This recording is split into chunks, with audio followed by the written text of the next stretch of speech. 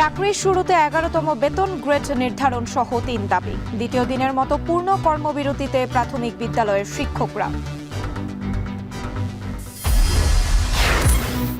চেয়ারম্যানের অপসারণ সহ 7 দফা দাবিতে সারা দেশে পল্লী বিদ্যুৎ সমিতির কর্মবিরতি। দাপ্তরিক কাজ বন্ধ হওয়ায় ঝুঁকিতে গ্রাহক সেবা। ভোলার মেঘনায় অপরিকল্পিত বালু উত্তোলন করে বাঁধ নির্মাণ। স্থায়িত্ব নিয়ে প্রশ্ন, হুমকিতে হাজার কোটি টাকার প্রকল্প।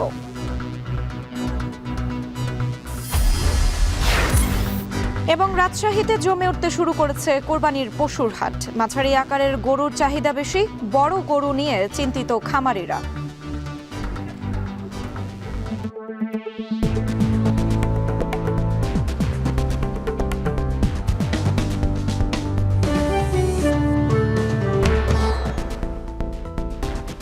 স্বাগত এখন জনপদে। পুরো আয়োজন জুড়ে সঙ্গে আছি আমি সুমাইয়া রাত্রি। চাকরির শুরুতে 11তম বেতন গ্রেড নির্ধারণ সহ 3 দফা দাবিতে দ্বিতীয় দিনের মতো পূর্ণ দিবস কর্মবিরতি পালন করছেন সরকারি প্রাথমিক বিদ্যালয়ের শিক্ষকরা। এ নিয়ে আরও জানাতে ময়মনসিংহ থেকে যুক্ত হচ্ছেন হারুনুর রশিদ এবং সিলেট থেকে যুক্ত হয়েছেন সন্দীপন শুভ। প্রথমে যেতে চাই ময়মনসিংহে হারুনের কাছে। হারুন, আপনার কাছে জানতে চাই কি ধরনের দাবিতে কর্মবিরতি পালন করছেন শিক্ষকরা?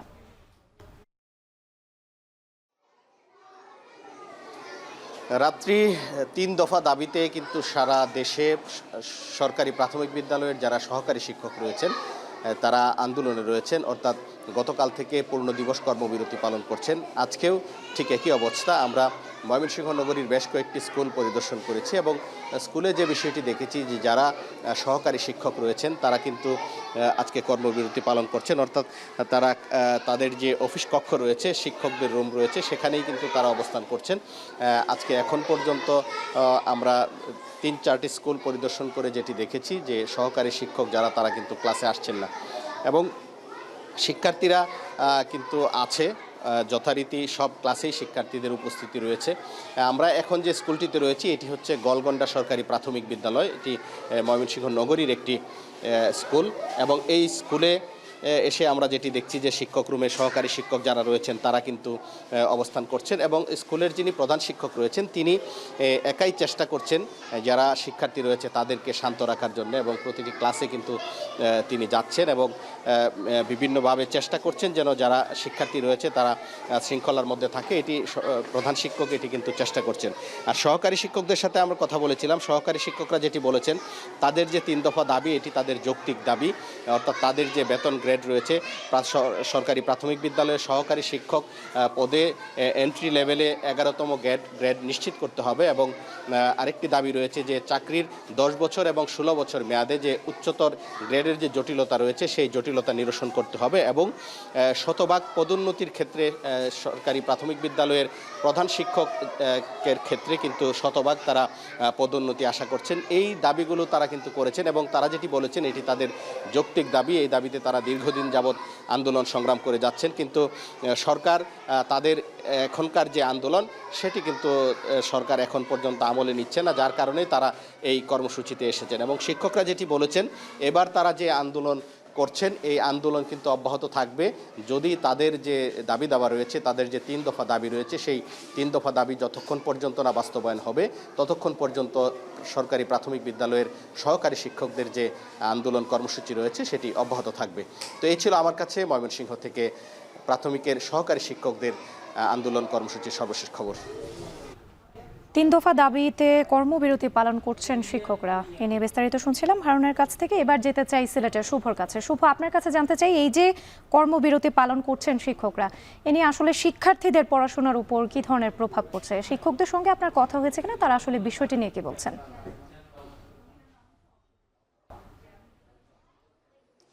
রাত্রি আমি রয়েছি সিলেটের অত্যন্ত সুপরিচিত দুর্গাকুমার পাঠশালা, যেটি বন্দরবাজারে অবস্থিত এবং এখানে এসে আমরা যেমনটি দেখছিলাম যে আসলে শিক্ষকদের কর্মবিরতির কারণে শিক্ষার্থীদের উপর একটি প্রভাব পড়েছে। তারা কিন্তু ক্লাসে ঠিকমতো পড়াশোনা যেটি তারা করতে পারছেন না এবং অনেকটাই সময় তারা অলস সময় কাটাচ্ছেন এবং অভিভাবকরা কিন্তু এটা নিয়ে খুবই চিন্তিত এবং তারা কিন্তু কিছুটা ক্ষোভ প্রকাশ করেছেন যে আসলে শিক্ষকদের দাবিগুলো মেনে নিলে হয়তো বা শিক্ষার্থীরা আবারও তারা পাঠদান করতে পারত পারতো, পাঠে মনোযোগী হতে পারতো এবং তাদের ক্ষতি হতো না। এমন বাস্তবতায় কিন্তু 3 দফা দাবি, আপনি জানেন যে এই 3 দফা দাবির মধ্যে প্রথম দফা হচ্ছে যে সহকারী শিক্ষক পদকে এন্ট্রি পদ ধরে তাদেরকে যেন যে 11তম গ্রেডে বেতন নির্ধারণ করা হয়, এবং দ্বিতীয় দাবি হচ্ছে 10 বছর এবং 16 বছর পূর্তি হওয়ার পর কিন্তু যে জটিলতাগুলো থাকে বেতনের নির্ধারণের ক্ষেত্রে বা উচ্চতর গ্রেডের ক্ষেত্রে সেই সকল জটিলতা যেন নিরসন করা হয়। এবং তৃতীয় দাবিটি হচ্ছে তাদের প্রধান শিক্ষক পদে যেতে যেন কোনো ধরনের বাধা থাকে না, তারা যেন শতভাগ পদোন্নতি পান। এই 3টি দাবি কিন্তু তারা মূলত করছেন, এবং সেই দাবি গত 5 তারিখ থেকে আমি জানিয়ে রাখতে চাই একটি তথ্য যে গত 5 তারিখে আমরা এসে যেমনটি জানছিলাম যে 1 ঘন্টা তারা দাবি আদায়ের জন্য কর্মবিরতি পালন করেছেন, এবং এর পরবর্তীতে 2 ঘন্টা, এবং 15 বা 16 তারিখ থেকে তারা কিন্তু অর্ধ দিবস কর্মবিরতি পালন করছেন, এবং গতকাল থেকে কিন্তু তারা পূর্ণ দিবস কর্মবিরতিতে চলে গেছেন, অর্থাৎ তারা কোনো ক্লাস নিচ্ছেন না। এবং প্রধান শিক্ষক কিন্তু আপ্রাণ চেষ্টা করছেন শিক্ষার্থীদেরকে যেভাবেই হোক ক্লাসটি পরিচালনা করার জন্য বা তাদেরকে শান্তি শৃঙ্খলা বজায় রাখার জন্য, কিন্তু একজন শিক্ষকের পক্ষে এটি সম্ভব হয়ে ওঠে না কোনো সময়ে। কিন্তু আমরা দেখেছি যে এটির প্রভাব পড়ছে শিক্ষার্থীদের উপর, এবং শিক্ষার্থীরা এবং অভিভাবকদের সাথে কথা বলে যেটি জানলাম যে অভিভাবকরা বলছেন ক্লাস হচ্ছে না, বিভিন্ন সময় নানা কারণেই ক্লাস হয় না, এবং এখন আবার এই আন্দোলনের জন্য ক্লাস হচ্ছে না, এতে কিন্তু শিক্ষার্থীরা তারা ক্ষতিগ্রস্ত হচ্ছেন। এবং আরেকটি বিষয় আমি জানিয়ে রাখি, আমি এখানে শিক্ষকদের সাথে কথা বলেছিলাম, তারা বলছেন যে আসলে তারা অনেকটাই বৈষম্যের শিকার, তারা শুরুতে যে পদে ঢুকেন সেই পদেই তাদেরকে সারা জীবন থাকতে হয়, এবং 30 বছর বা 40 বছর দীর্ঘ সময় তারা শিক্ষকতার পরেও কিন্তু একই পদ থেকে তাদেরকে বিদায় নিতে হয়, তাদের কোনো পদোন্নতি পান না তারা। এবং তারা বর্তমানে যেটি হয়েছে, তারা 13তম গ্রেডে চাকরি করছেন, এবং তারা এটি আসলে তারা অন্যায্য মনে করছেন তাদের জন্য, এবং তারা মনে করছেন যে যদি 11তম গ্রেডে তাদেরকে চাকরিতে জয়েন করা হয় বা তারা এন্ট্রি পদ যদি সহকারী শিক্ষক পদ 11তম গ্রেডে তাদেরকে নিয়ে আসা হয়, তবে সেটি হবে তাদের জন্য ন্যায্যতা পাওয়া। এবং আরেকটি বিষয় তারা বলছেন যে তারা 10 বছর এবং 16 বছরের পর তারা যেন তাদের যে গ্রেডেশন উচ্চতর গ্রেড, সেই উচ্চতর গ্রেড যে পাইতে জটিলতাগুলো রয়েছে সকল জটিলতা যেন নিরসন করা হয়। এবং প্রধান শিক্ষক পদে কিন্তু এখন পর্যন্ত কোনো পদোন্নতি হয় না, তারা চাচ্ছেন যে 100% যেন পদোন্নতি পান। এই 3টি দাবি নিয়ে কিন্তু তারা আন্দোলনরত অবস্থায় রয়েছেন। আপনি দেখতে পাচ্ছেন আমার পিছনেও কিন্তু এখানে অনেক সহকারী শিক্ষকরা তারা কর্মবিরতি পালন করছেন, এবং তাদের দাবিকে তারা যৌক্তিক বলছেন। এবং শিক্ষক এবং শিক্ষার্থী সহ ক্লাসের পরিবেশ যেটি রয়েছে, যদিও ক্লাসের পরিচালনার ক্ষেত্রে প্রধান শিক্ষক চেষ্টা করে যাচ্ছেন, তবে যেহেতু শিক্ষকরা কর্মবিরতি রয়েছেন তারা কিন্তু সেভাবে সেটি সম্পাদন করতে পারছেন না। তবে শিক্ষকদের দাবি যদি মেনে নেওয়া হয় তবে তাদের যে চাওয়াটি সেটি তারা ক্লাসে ফিরে যাবেন এবং ক্লাস করাবেন। এবং তারা বলছেন যে তারাও আসলে ক্লাস না করানো তাদের জন্য আসলে অনেকটাই খারাপ লাগার, এবং তারা বলছেন যে তারাও ক্লাসে ফিরে যেতে চান, তাদের দাবি মেনে না হলেই কিন্তু তারা ক্লাসে ফিরে যাবেন। তো রাত্রি এই ছিল আমার কাছে আসলে সহকারী শিক্ষকদের কর্মবিরতির সবশেষ। প্রতি বছরই ছোট হয়ে আসছে ভোলার মানচিত্র, ভিটেমাটি হারিয়ে নিঃস্ব হয় শত শত পরিবার। প্রতি বর্ষাতেই দ্বীপ জেলাটির এমন চিত্র দেখা যায়। এবারও নদী তীর থেকে বালু তুলে ঠিক সেই তীরেই চলছে বাঁধ নির্মাণের কাজ। যদিও কাজের স্থায়িত্ব নিয়ে আসছে অভিযোগ, ফলে নতুন নতুন প্রকল্প নেওয়া হলেও সমাধানটা থেকে যাচ্ছে ধোঁয়াশায়। প্রশ্ন থেকেই যায়, প্রকল্পের নামে এই বিশাল ব্যয় কি সত্যিই নিরাপত্তা দিচ্ছে? ইমতিয়াজুর রহমানের প্রতিবেদন আর ছবি তুলেছেন অঙ্কুর রায়। ভোলার মেঘনা তেঁতুলিয়া নদীর তীর ঘেঁষে চলছে ড্রেজিং। নদীর বুক চিরে তোলা হচ্ছে বালু, আর সেই বালু দিয়েই নদীর তীরে চলছে হাজার হাজার কোটি টাকার বাঁধ, সিসি ব্লক ও সুইচ গেট নির্মাণের কর্মযজ্ঞ।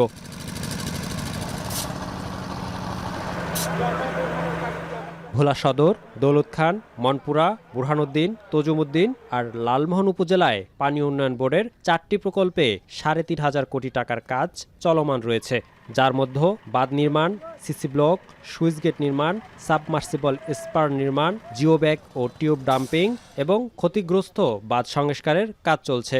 স্থানীয়দের অভিযোগ, প্রতি বছর নতুন নতুন প্রকল্প নেওয়া হলেও সুফল মেলে না। প্রতি বর্ষাতেই ভিটেমাটি হারিয়ে নিঃস্ব হচ্ছে শত শত পরিবার। ঠিকাদারদের অনিয়মের কারণে হাজার হাজার কোটি টাকার প্রকল্পগুলো পড়ছে হুমকির মুখে।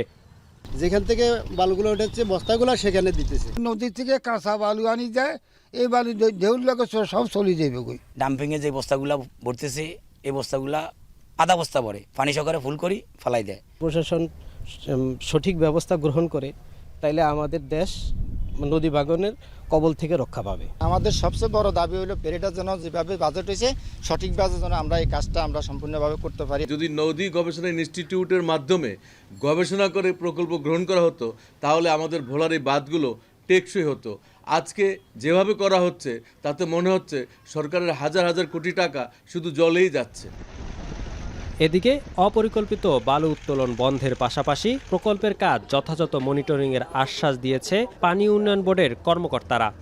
জায়গা ভেদে সেটা আমরা সেট করে দিয়েছি যে কত কিলোমিটার দূর থেকে বালু তুলবে, এবং এখনও কিন্তু সেভাবেই বালু তোলা হচ্ছে, যার ফলে এই নদী ভাঙনের যে ইস্যুটা বালু তোলার কারণে এটা এখানে আসলে প্রযোজ্য নয়। শহররক্ষা বাঁধের নিকট থেকে বালি তুলতেছে এই ধরনের কোনো অভিযোগ আমাদের কাছে নাই। যদি একেবারে নিকট থেকে বালি তুলে তাহলে সেক্ষেত্রে আমরা প্রশাসনের সহযোগিতায় সেটা প্রশাসনকে অবহিত করবো, প্রশাসন জেলা প্রশাসন থেকে এটা বন্ধ করা হবে।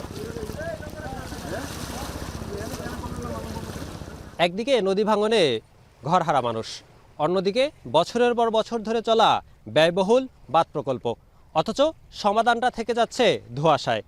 প্রশ্ন থেকেই যায়, প্রকল্পের নামে এই বিশাল ব্যয় কি সত্যি নিরাপত্তা দিচ্ছে, নাকি দুর্নীতি আর অদক্ষ পরিকল্পনার চোরাবালিতে হারিয়ে যাচ্ছে ভোলার ভবিষ্যৎ? ইমতিয়াজুর রহমান, এখন ভোলা। অভিন্ন চাকরিবিধি বাস্তবায়ন, হয়রানি বন্ধ ও মামলা প্রত্যাহার সহ 7 দফা দাবিতে কর্মবিরতি পালন করছেন পল্লী বিদ্যুতের কর্মকর্তা কর্মচারীরা। এ নিয়ে আরও জানাতে সৈয়দপুর থেকে যুক্ত হয়েছেন আমিরুল বাপ্পি। বাপ্পি, এই কর্মবিরতি কতদিন চলবে এবং যারা কর্মবিরতি পালন করছেন তাদের সঙ্গে আপনার কথা হয়েছে কিনা, তারা বিষয়টি নিয়ে কি বলছেন?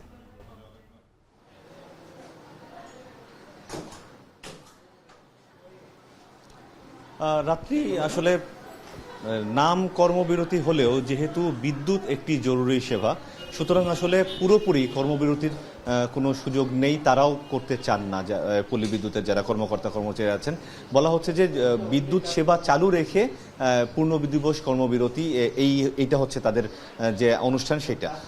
তো আমি দেখেছি যে এই বিদ্যুৎ সেবা চালু রাখতে গিয়ে এবং জরুরি যেসব কাজকর্ম চালু রাখতে গিয়ে আসলে আমাদের সৈয়দপুরের এই আমি যে অফিসে দাঁড়িয়ে আছি, পল্লী বিদ্যুৎ রংপুর সমিতির 2 এবং এটি হচ্ছে সাবজোনাল অফিস, এই অফিসের প্রায় প্রত্যেকটি কর্মকর্তা কর্মচারীকেই তাদের যার যার কাজের মধ্যে আসলে ব্যস্ত থাকতে হচ্ছে। এবং এই যে যারা কর্মবিরতির কথা বলছেন তারা বলছেন যে মানসিকভাবে তারা এই যে কর্মসূচি, এই কর্মসূচিকে সমর্থন দিল, যেহেতু তাদের দায়িত্বের মধ্যে পড়ে যে গ্রাহক যেন এক মুহূর্তের জন্য বিদ্যুৎ সেবা থেকে বঞ্চিত না হয়, সেই দায়িত্বটি ঠিকঠাক মতো পালন করতে গিয়ে আসলে তাদের যে কর্মবিরতি সেটি পালন করা হচ্ছে না। এবং আমি দেখেছি যে গ্রাহকরা যখন সেবা নিতে আসছেন তারা তাদেরকে সেই সেবাগুলো দিয়ে যাচ্ছেন। এবং এখানকার কর্মকর্তাদের সাথেও আমি কথা বলেছি, তারা বলছেন যে এরকমই নির্দেশনা দেওয়া আছে যে যেন তাদের অবহেলা বা গাফিলতির কারণে কোনো ধরনের গ্রাহক সেবা থেকে কেউ যেন বঞ্চিত না হয়, এবং বিদ্যুৎ যেন ঠিকঠাক মতো পায় পল্লী বিদ্যুতের সমস্ত এলাকা। এটি হচ্ছে তাদের কথা। তবে নতুন করে যেসব উন্নয়নমূলক কাজ কিছু কিছু থাকে, যেমন নতুন করে লাইন টানা বা নতুন কোনো মিটার দেয়া, এই কাজগুলো থেকে তারা আপাতত বিরতিতে আছে বলে আমাদেরকে জানিয়েছেন। তো এই যে অভিন্ন চাকরিবিধি সহ 7 ধারার যে বিষয়টি, সেটি মূলত আরইবির সাথে পল্লী বিদ্যুৎ সমিতির একটা মতবিরোধ আছে, যেই মতবিরোধের সূত্র ধরেই আসলে এই আন্দোলনটি চলছে। তো সবাই আশা করছেন যে এই আন্দোলনটির দ্রুত একটা সুষ্ঠু সমাধান হয়ে যাবে। তো এই ছিল আমার কাছে পল্লী বিদ্যুৎ সমিতির কর্মবিরতি নিয়ে সবশেষ অবস্থা সৈয়দপুর থেকে। বগুড়ায় দেশি মুরগির খামার করে স্বাবলম্বী হয়েছে কয়েক গ্রামের মানুষ। খামারে বাচ্চা সরবরাহ করা হচ্ছে সমিতি ভিত্তিক ইনকিউবেটর থেকে। এতে ডিম থেকে বাচ্চা ফুটাতে খরচ হচ্ছে মাত্র 5 থেকে 6 টাকা। ফলে প্রতি মাসে খামারের আয় করছেন 20 থেকে 30 হাজার টাকা। মাজিদুর রহমানের প্রতিবেদন। নাসরিন খাতুন, যিনি স্নাতকোত্তর পাশ করেও ছিলেন বেকার, পরে ব্যাংক থেকে সামাজিক দায়বদ্ধতা তহবিলের আওতায় বিনামূল্যে পান ইনকিউবেটর। সেই ইনকিউবেটরই তার ভাগ্যের চাকা ঘুরিয়ে দেয়, কারণ এর সাহায্যে দেশি মুরগি বাচ্চা ফুটিয়ে তৈরি করেছেন খামার, আর সেই খামার থেকে প্রতি মাসে আয় করছেন 2.5 লাখেরও বেশি টাকা। আমাদের এই যে ইনকিউবেটর মেশিনটা দিছে, এই ইনকিউবেটর মেশিন দেওয়ার পর আমি খুব উপকৃত হয়েছি। ওখানে ডিম ফুটাইয়া আমি ওই যে এখানে বাচ্চা সব ফুটাই নিয়েছি, আবার বাহিরেও দিছি। গ্রামের অনেকেই নাসরিনের কাছ থেকে মাত্র 6 টাকা খরচে মুরগি বাচ্চা ফুটিয়ে নিচ্ছেন। আর সেই মুরগির বাচ্চা থেকে খামার করে সচ্ছলতা ফিরেছে গ্রামের অনেক পরিবারের। কৈশোর দক্ষিণপাড়া গ্রামে 4টে ইন্টারভিউটার আছে, মাসে 4 থেকে 500 মুরগি ফুটাই। আমিও লালন পালন করি, মাসে ভালো লাভবান হই। এদিক থেকে ট্রেনিং নিছি আমি, এদিক থেকে আমাদের সংসারে আয় উন্নতি একটু ভালো এখন। এই জায়গা থেকে সমিতির মাধ্যমে মানে ভালোই উপকার হয়, বাচ্চা বুচ্চা সব নিয়ে যায়, আমার ছেলে বাচ্চা ফোটায়, সবাই নিয়ে যায় এবং আশেপাশের লোকজন খুবই উপকারিত হচ্ছে, সবার বাড়িতে আপনার ফার্ম আছে। বগুড়ার কৈচর গ্রাম ছাড়াও পাশের গাবতলী ও সারিয়াকান্দি উপজেলাতে দেওয়া হয়েছে আরও 16টি ইনকিউবেটর, যা তদারকি করছে স্থানীয় বেসরকারি একটি সংস্থা। প্রকল্পের আওতায় আমরা বিশেষ করে দরিদ্র এবং হতদরিদ্র জনগোষ্ঠী দ্বারা অল্প সংখ্যক দেশি মুরগি পালন করি। তাদেরকে আমরা ছোট আকারে ইনকিউবেটর বা মিনি হ্যাচারি বলা হয়, এই মিনি হ্যাচারি আমরা সরবরাহ করছি অনুদান হিসাবে। এই মিনি হ্যাচারিতে তারা দেশি মুরগি পালন করে সেই মুরগির ডিম ওখানে বসাচ্ছি, ফলে এখান থেকে বাচ্চা উৎপাদন হচ্ছে। এই বাচ্চা উৎপন্নের মাধ্যমে তারা নিজেরা বাচ্চাগুলো পালন করতেছে, পাশাপাশি তারা বাচ্চাগুলো আবার বিক্রিও করতে পারতেছে। ক্ষুদ্র উদ্যোক্তা তৈরিতে প্রশিক্ষণ সহ ঋণ সহায়তা করা হচ্ছে বলে জানান প্রাণী সম্পদ কর্মকর্তা।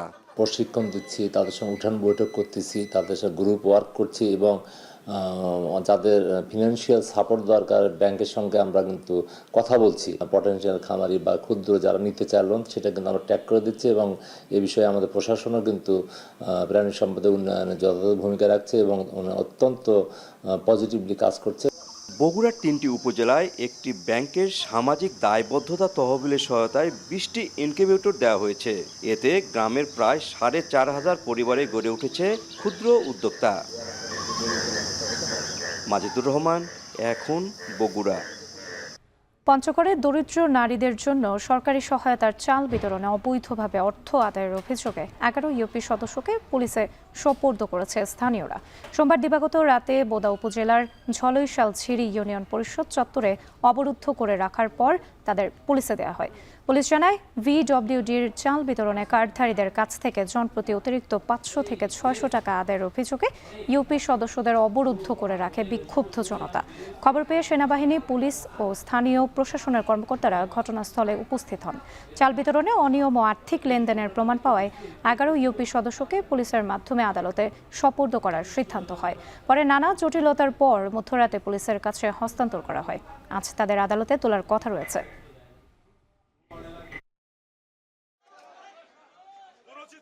একটি ফৌজদারি বিষয় হওয়া, যেহেতু এটা চাঁদা নেওয়া সংক্রান্ত বিষয়, আমরা আশা করছি এটা উপযুক্ত আদালতে উপস্থাপন করবে। বিজ্ঞ বিচারক এটা যথোপযুক্ত ব্যবস্থা গ্রহণ করবে এবং এটা একটা দৃষ্টান্ত হয়ে থাকবে যেন এই ধরনের ঘৃণিত কাজ কেউ করতে পারে। খুব বেশি বেচাকেনা শুরু না হলেও কোরবানি ঘিরে রাজশাহীতে জমে উঠেছে গবাদি পশুর হাট। অর্থনীতির সেই পুরনো সূত্র, সরবরাহ বেশি মানে বাজারে দাম কম। এখন পর্যন্ত হাটে সেটাই দেখা যাচ্ছে। এদিকে বাজারে সবসময় মাঝারি গরুর চাহিদা থাকে বেশ, তাই বড় গরু নিয়ে টেনশনে থাকতে হয় গৃহস্থ খামারিদের। পরের সপ্তাহে হাটে বেচাকেনা জমজমাট হয়ে ওঠার আশা ইজারাদারদের। রাজশাহী থেকে রাকিবুল হাসানের প্রতিবেদন।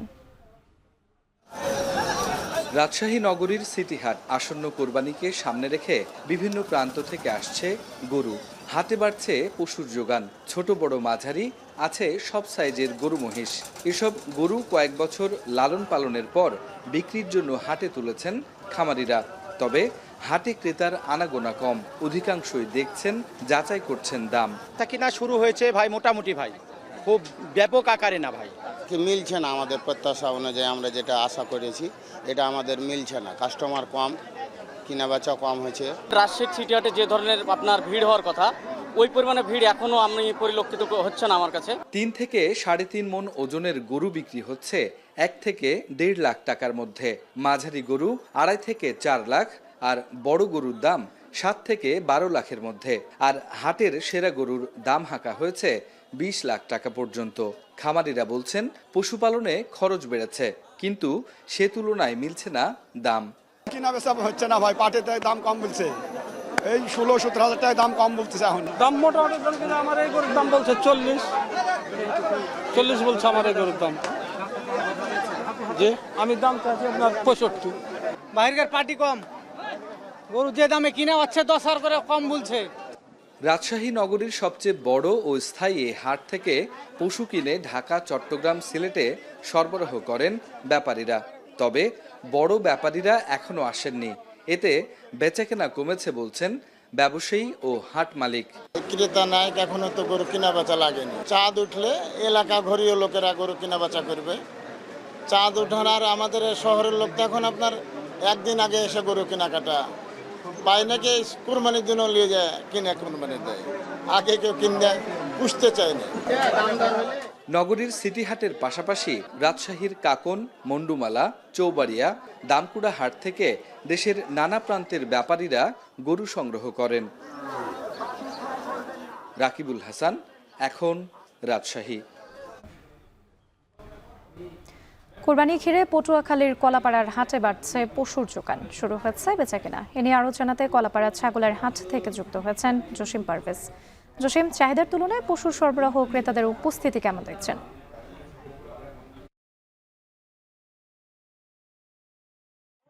আসলে পটুয়াখালী জেলার যে উপজেলাগুলো রয়েছে সেই উপজেলার মধ্যে কিন্তু কলাপাড়া উপজেলার একটি ব্যতিক্রমী এখানে পশুর হাট বসে। এখানে আজ মঙ্গলবার সাপ্তাহিক হাটের দিনে এখানে সকাল ৮টা থেকে বেলা ১টা পর্যন্ত এখানে ছাগলের হাট বসে।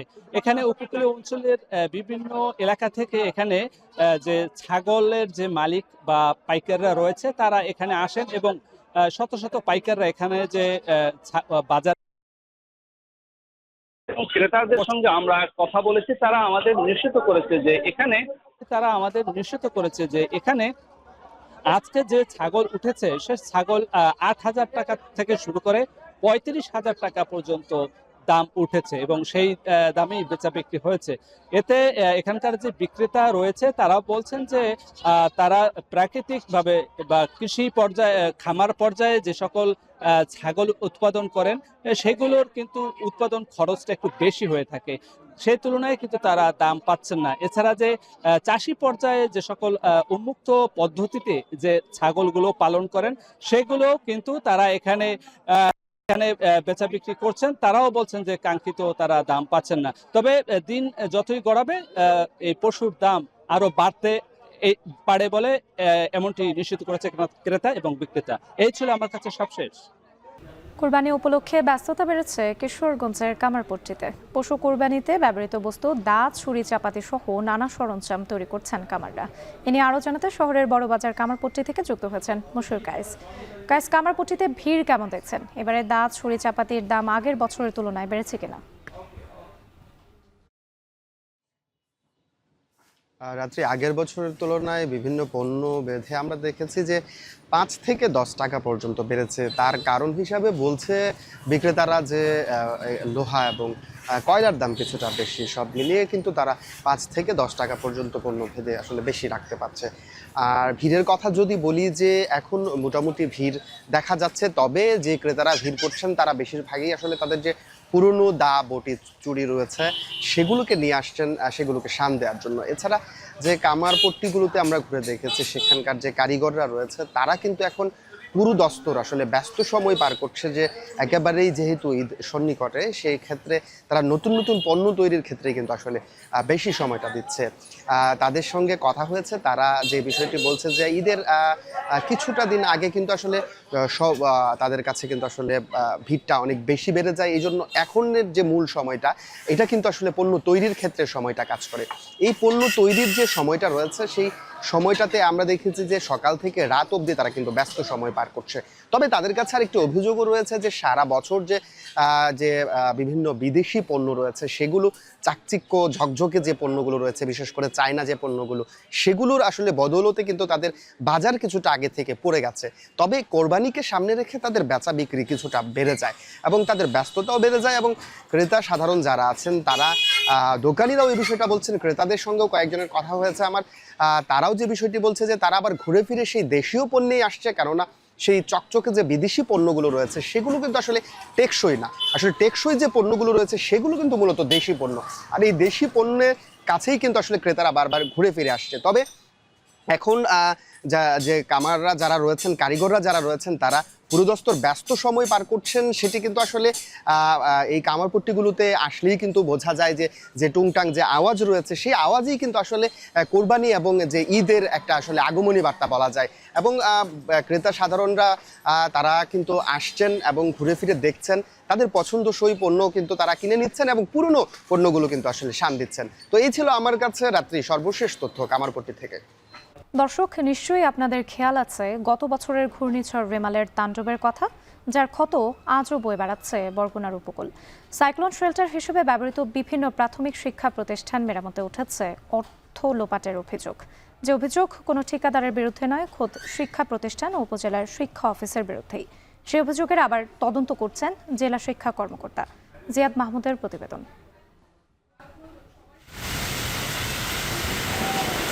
গেল বছরের ২৬ মে ঘূর্ণিঝড় রেমাল উপকূলে আঘাত হানলেও বরগুনায় মূলত তাণ্ডব চালায় পরদিন ২৭ মে। সেদিন রেমালের আঘাতে ঘরবাড়ি সহ ক্ষতিগ্রস্ত হয় বেশ কিছু প্রাথমিক শিক্ষা প্রতিষ্ঠান। ২০২৩-২৪ অর্থ বছরে রেমালে ক্ষতিগ্রস্ত বরগুনার ২২৯টি প্রাথমিক বিদ্যালয় সংস্কারে বরাদ্দ আসে প্রায় কোটি টাকা। তবে বরাদ্দের অর্থে কাজ নিয়ে অনিয়ম আর দুর্নীতির অভিযোগ উঠেছে। সদর উপজেলার বুড়িরচর সরকারি প্রাথমিক বিদ্যালয়ে দেয়ালে ফাটল ও মেঝের ক্ষতি দেখিয়ে বরাদ্দ মেলে ১,২০,০০০ টাকা। তবে সেই কাজ সম্পন্ন হয়নি। একই রকম অবস্থা বরাদ্দ পাওয়া বেশিরভাগ শিক্ষা প্রতিষ্ঠানের। রয়েছে অর্থ বরাদ্দেও অনিয়মের অভিযোগ। আমাদের স্কুলে মোটর নষ্ট হয়েছিল, তারপর ওই বাতাসে ফ্যান যে ছিল অনেক ফ্যানই নষ্ট হয়ে গেছে, ম্যাক্সিমাম ফ্যানই নষ্ট হয়ে গেল। সাবমার্সিবল গেছে, ওগুলো সারাইছি। তারপরে কেসি গেট সারাইছি, আপনার ওই দরজা গেছিল, দরজাগুলো সারাইছি। নতুন ভবনগুলোতে আপনারা দেখবেন যে লক্ষাধিক টাকাও বরাদ্দ আসছে, কিন্তু আমি সবচেয়ে সর্বনিম্ন টাকা পেয়েছি, যার ভবনের অবস্থা খুবই দুর্বিষহ।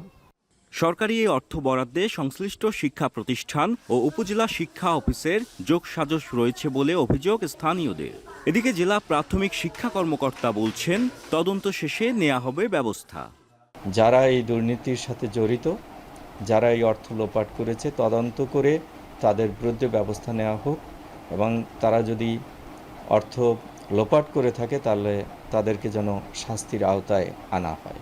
প্রাথমিক শিক্ষা অধিদপ্তর একটা চাহিদা চাওয়া হয়েছে, এটা নির্বাহী চাহিদা চাওয়া হয়, সেটা মাঠ পর্যায় থেকে উপজেলার মাধ্যমে আসা হয়। আমি মনে করি ওটা যাচাই বাছাই করি আরও সঠিকভাবে দেওয়া উচিত। অবশ্য স্কুল থেকে যে তালিকা হয় সেটাই কম্পাইল করে দেওয়া হয়েছে। আর্থিক যদি সংশ্লেষ থাকে, অনিয়ম থাকে, তার জন্য সরকারি নিয়ম নীতি আছে, সেটাই ব্যবস্থা করা হবে। ঘূর্ণিঝড় রেমালে ক্ষতিগ্রস্ত শিক্ষা প্রতিষ্ঠানে বরাদ্দ নিয়ে অনিয়ম আর দুর্নীতির এই চিত্র কেবল বরগুনা সদর উপজেলায় নয়, জেলার বাকি 5টি উপজেলায়ও একই চিত্র। তাই শিক্ষা প্রতিষ্ঠানে দুর্নীতি ও অনিয়মের বিরুদ্ধে কেবল আশ্বাসই নয়, তদন্তপূর্বক দ্রুত সময়ের মধ্যে কার্যকর পদক্ষেপ নেওয়ার দাবি সচেতন মহল ও শিক্ষার্থীদের। জিয়াদ মাহমুদ, এখন, বরগুনা। নাটোরের লিচু বাগান মালিকরা এবার যেন একটু বেশিই খুশি। কেনই বা খুশি হবেন না, ফলন যে এবার বেশ ভালো। জ্যৈষ্ঠের মধু মাসে বাগানে বাগানে চলছে লিচু পাড়ার, যার রেশ পড়েছে লিচুর আড়তে। এবছর জেলায় 120 কোটি টাকার লিচু বিক্রির আশা স্থানীয় কৃষি বিভাগের। মাহবুব হোসেনের প্রতিবেদন আর ছবি তুলেছেন জাহিদুল ইসলাম সুমন। থোকায় থোকায় ঝুলছে রসালো ফল লিচু। সবুজ পাতার উপর বিছানো লাল টসটসে লিচু দেখে জিভে জল আসবে যে কারো। এরই মধ্যে নাটোরের প্রতিটি বাগান থেকে লিচু পাড়তে ব্যস্ত সময় পার করছেন মালিক ও শ্রমিকরা। আবার সেখানেই চলছে বাছাই ও প্যাকেটের কাজ। এবছর অনুকূল আবহাওয়ায় লিচুর ফলন ও দাম ভালো হওয়ায় খুশি চাষিরা। তবে গত বছর 100 লিচু 200 থেকে সর্বোচ্চ 250 টাকায় বিক্রি হলেও এবার সেখানে 300 থেকে 320 টাকায় বিক্রি হচ্ছে। ফলে বাড়তি দামে গত বছরের ক্ষতি পুষিয়ে নিচ্ছেন বাগান মালিকরা। ভালো ফলন হয়েছে, আর আকাশের যে আবহাওয়াটা ছিল মোটামুটি ভালো ছিল, তাতে লিচুর মধ্যে পোকাও নাই এবং বাম্পার ফলন, দুর্যোগেও ক্ষতি হয়নি আমাদের। তাপমাত্রা বেশি কারণে কিছু আগুন লিচুগুলা পুরে নষ্ট হয়েছে এবং ফেটে গেছে। এই কারণে অনেক ব্যাপারী হয়তো বা যাদের আগুন লিচু ছিল তারা অনেক ক্ষতিগ্রস্ত হবে, কিন্তু নোমলা লিচু যাদের আছে পুড়েনি ফাটেনি, এগুলো খুব ভালো ব্যবসা হবে এবং ভালো ফলন হবে। লিচুর এতই ফলন, যথেষ্ট পরিমাণে লাভ হবে। ফলন 100 ফলন, পুরা নাই, কিছু নাই, ফাটা নাই। হাই দাম, 3000 টাকা করে বেচেছি। নাটোর জেলায় যে পরিমাণ লিচু চাষ হয় তার বেশিরভাগই চাষ হয় এই নাটোরের গুরুদাসপুরে। প্রায় ৭০ থেকে ৮০% লিচু চাষ হচ্ছে এখানে। লিচু গাছ থেকে পাড়ার পর সেটি চলে যাচ্ছে স্থানীয় বাজারে। উপজেলার বেরগঙ্গা রামপুর বটতলা বাগানে লিচু পাড়ার পর সরাসরি বিক্রির জন্য শত শত গাড়ি নিয়ে আসছে এই বাজারে, যেখানে লিচু কিনতে তৈরি হয়েছে উপচে পড়া ভিড়। গুরুদাসপুরের লিচুর স্বাদ ও মান ভালো হয় প্রতি বছর লিচু কিনতে দেশের বিভিন্ন জায়গা থেকে আসেন পাইকারি ব্যবসায়ীরা। কত লিচুর দাম যায় আপনি হলো 2800, 3000, 3200, 2500, 2200 টাকা। আমদামি ভালো আছে, এখানে যেরকম বেচা ওইখানে এরকম বেচা। মোকামে মালের দাম একটু কম, ব্যাপারীরা খুশি না। মানে মেয়ের থেকে যে পরিমাণ মাল কিনতেছে যে দামে, আসলে মোকামে নিয়ে যা ওই দাম পাচ্ছে না জন্য মানে আপনার ব্যাপারীরা একটু অখুশি, কিন্তু বাগান মালিকেরা খুশি। এখানে প্রায় প্রতিদিন 50 লক্ষ টাকার লিচু বিক্রি হয় এবং খুব সুস্বাদু এবং সুন্দর লিচু এখানে পাওয়া যায়। নাটোরের লিচু আগাম হওয়ায় চাহিদা থাকে বেশি, যার কারণে দিনাজপুরের লিচু বাজারে আসার আগেই তা ফুরিয়ে যায়। ফলে সব মিলিয়ে লিচু আহরণ থেকে বাজারজাত পর্যন্ত 1 মাসে লেনদেন হবে অন্তত 120 কোটি টাকা। মাহবুব হোসেন, এখন নাটোর। রাজধানী ঢাকার কাকরাইলে ডিপ্লোমা ইঞ্জিনিয়ার্স ইনস্টিটিউশনে জরুরি সংবাদ সম্মেলন করছে বাংলাদেশ জামায়াতে ইসলামী। সরাসরি চলে যাচ্ছে সেখানে। নির্মমভাবে খুন করা হয়েছে। মহান রবের দরবারে কাতর কণ্ঠে তাদের জন্য আমি শাহাদাতের সর্বোচ্চ দরজা আমি কামনা করছি। তার পাশাপাশি স্বৈর শাসন আমলে বিভিন্ন রাজনৈতিক ধর্মীয় সংগঠনের, সামাজিক সংগঠনের, মিডিয়ার কর্মীবৃন্দ এবং সাধারণ প্রতিবাদী জনগণ যাদেরকে নির্মমভাবে খুন করা হয়েছে, বিশেষ করে 24-এর গণবিপ্লবের সময় যাদেরকে হত্যা করা হয়েছে, আল্লাহ তাআলার দরবারে দোয়া করি আল্লাহ তাদেরকেও শহীদ হিসাবে কবুল করুন। এই সকল শহীদ পরিবারের সম্মানিত সদস্যবৃন্দের প্রতি আমাদের সীমাহীন ভালোবাসা, শ্রদ্ধা এবং কৃতজ্ঞতা। মহান রবের দরবারে দোয়া করি তিনি যেন তাদেরকে এর উত্তম বদলা দুনিয়া এবং আখিরাত দুই জায়গায় দান করেন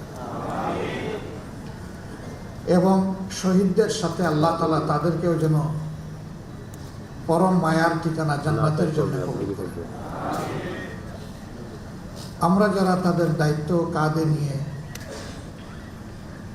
আমাদের যোগ্যতার সীমাহীন ঘাটতি থাকা সত্ত্বেও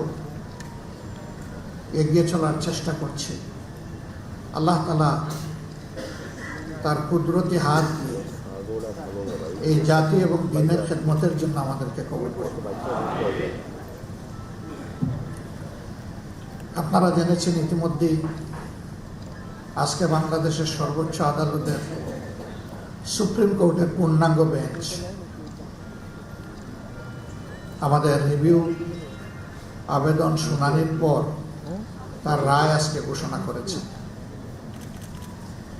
এই রায়ে আমাদের সম্মানিত মুসলিম নেতা এবং ভাই জনাব আজহারুল ইসলামের বিরুদ্ধে আনীত সকল অভিযোগ থেকে তাকে খালাস দেওয়া হয়েছে।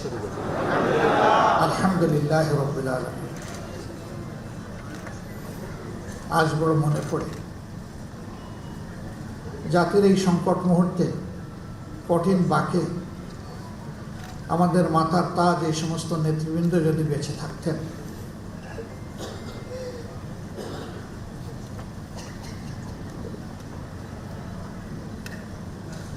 তারা তাদের প্রজ্ঞা, দূরদর্শিতা, অভিজ্ঞতা দিয়ে এই জাতিকে পথ দেখাতে পারতেন। ক্যাঙ্গারু কোর্ট এইভাবে এক একজন করে যাদেরকে বিদায় দিয়েছে, দুনিয়ার কেউ আর তাদেরকে আমাদের কাছে ফিরিয়ে দিতে পারবে না। কিন্তু তাদের স্মৃতি এবং কর্ম, তাদের পুরো অবদান এই জাতির জন্য, আল্লাহর দ্বীনের জন্য অম্লান থাকবে এবং বারবার ফিরে আসবে ইনশাআল্লাহ। তারা বেঁচে থাকলে এই জাতিকে সততা, দক্ষতার সাথে সেবা দিতেন এবং রাজনীতিতে অনেক গুণগত পরিবর্তন আসত। মহান আল্লাহ তাআলার দরবারে দোয়া করি, আল্লাহ তাআলা তার এই সমস্ত নেক বান্দাদের ঘাটতি যেন আমাদেরকে পূরণ করে দেন। প্রিয় সম্মানিত ভাইয়েরা, এই মামলাগুলা পরিচালনা করতে গিয়ে সীমাহীন জালিয়াতির আশ্রয় নেওয়া হয়েছে। কিভাবে আশ্রয় নেওয়া হয়েছে?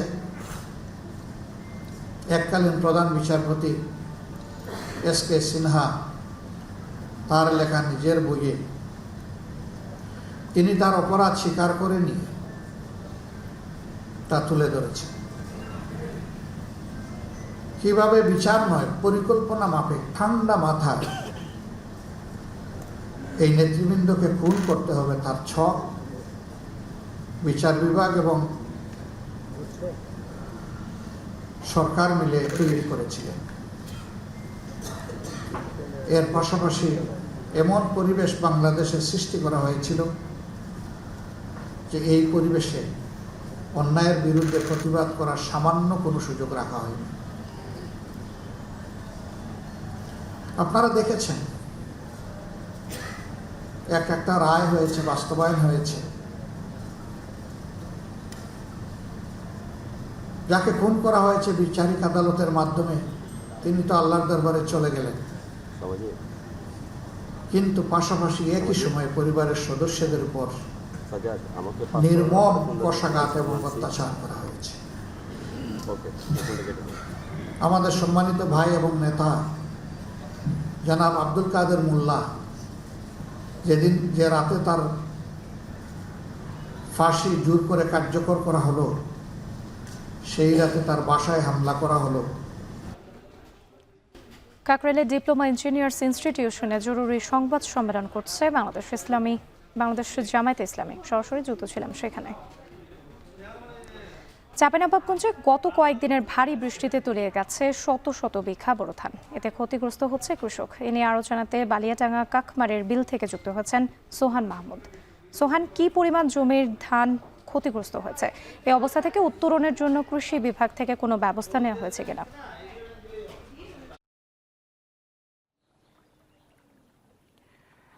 রাত্রি আমি যে জমিটিতে এখন দাঁড়িয়ে আছি, এটি আজ থেকে 4 দিন আগেও ছিল ধানি জমি। এখানে স্বপ্নের ফসল ফলিয়েছিলেন এখানকার চাষিরা। তবে গত 3 দিনের ভারী বৃষ্টিতে তলিয়ে গেছে এসব জমির বোরো ধান। চাষিরা এখন ভোগান্তিতে পড়েছেন, কারণ এই এলাকায় যতগুলো জমি আছে প্রায় এখানে 100 বিঘার বেশি জমি। এই 100 বিঘার বেশি জমির ধান তলিয়ে গেছে ভারী বৃষ্টিতে। আপনাকে বলে রাখি রাত্রি, এই বৃষ্টির কারণে ভোগান্তিতে পড়েছেন এখানকার কৃষকরা এবং এই ধান মূলত পচে যাচ্ছে এই জমিতেই। তারা কোনোভাবে কষ্ট করে উঠিয়ে নিয়ে গেলেও সেই ধানে কিন্তু গাছ বের হয়ে যাচ্ছে। এবং কৃষি বিভাগ আমাদেরকে বলেছেন সকাল থেকে তারা বিভিন্নভাবে তালিকা সংগ্রহ করছেন, এই তালিকা ঢাকায় পাঠাবেন, কৃষকদের বিভিন্নভাবে সহায়তা করবেন কৃষি বিভাগ। আপনাকে বলে রাখি রাত্রি, চাঁপাইনবাবগঞ্জে 58 মিলিমিটার বৃষ্টি হয়েছে গত 4 দিনে এবং চাঁপাইনবাবগঞ্জে 47,000 হেক্টর জমিতে এই বোরো ধান চাষ হয়েছে। তো রাত্রি মূলত এখানকার যারা কৃষক রয়েছেন তারা বলছেন এখানে শুধু না, আশপাশে প্রায় কয়েকশো বিঘা জমি তলিয়ে গেছে এই ভারী বৃষ্টিতে। এবং আমরা খোঁজ নিয়েছিলাম নাচল, গমস্তাপুর এবং ভোলাহাট, সেখানেও বেশ কিছু জমি আসলে তলিয়ে গেছে এই ভারী বৃষ্টিতে। তো রাত্রি এই ছিল চাঁপাইনবাবগঞ্জ থেকে সর্বশেষ। চাঁপাইনবাবগঞ্জে গত কয়েকদিনে ভারী বৃষ্টিতে তলিয়ে গেছে শত শত বিঘা বোরো ধান। এ নিয়ে বিস্তারিত জানাতে যুক্ত ছিলেন সোহান মাহমুদ। শেষ করছি এখন জনপদে। এখন টেলিভিশন ওয়েবসাইটে দেখতে ভিজিট করুন www.ekhon.tv। এছাড়া ফেসবুকে দেখতে ভিজিট করুন facebook.com/tv.ekhon এবং ইউটিউবে এখন টেলিভিশন দেখতে ভিজিট করুন youtube.com/c/ekhon tv।